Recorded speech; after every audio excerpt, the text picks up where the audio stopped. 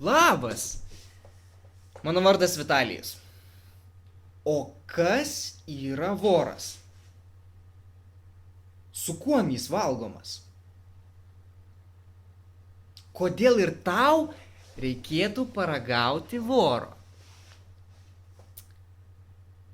Greitai atsakysiu tau kilusius klausimus, net tai nėra gyvūnas augantis man ant veido. Ir taip, gydytojai sakė, kad su galva man viskas gerai. Jeigu tu esi aktyvus socialiniuose tinkluose, ypač profesionaliuose, pavyzdžiui, LinkedIn.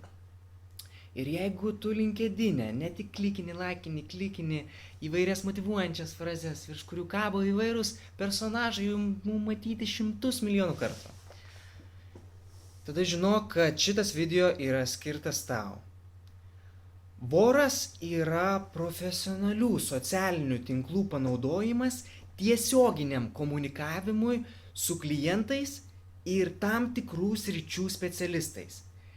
Tai taip pat partnerių paieška, startupų, idėjų vieta.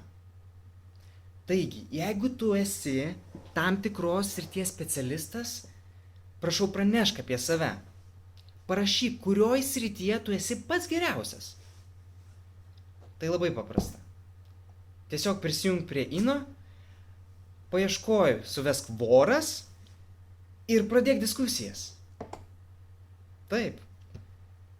Kadangi tu jau žinai, kas yra voras, turėtum žinoti ir kas nėra voras. Voras nėra tam tikro prekės ženklo paslaugos reklama. Voras nėra įvairių darbo skelbimų publikavimo vieta. Tai taip pat nėra naujienų ar, tarkim, įvairių straipsnių publikavimo vieta. Ten niekam neįdomu, kur ir kada pristelio Šalčiūtė. Ir svarbiausia pasilikau pabaigai. Manau, tau jau kilo toks klausimas, o kas man iš to? Kas man iš to?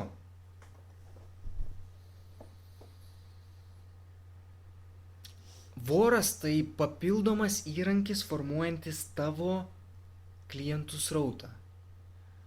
Voras tai tavo kaip specialisto kompetencijos garsinimas. Tai labai greitai ir lengvai prieinama informacija, konsultacijos ir svarbiausia pagalba. Be abejo, tai paspirtis startupuose, galimybė įgyvendinti naujas idėjas, susipažinti su naujais žmonėmis, plėtoti savo verslą. Jeigu tu norėsi paragauti voro, apačioj palieku nuorodą. Iki susimatymo.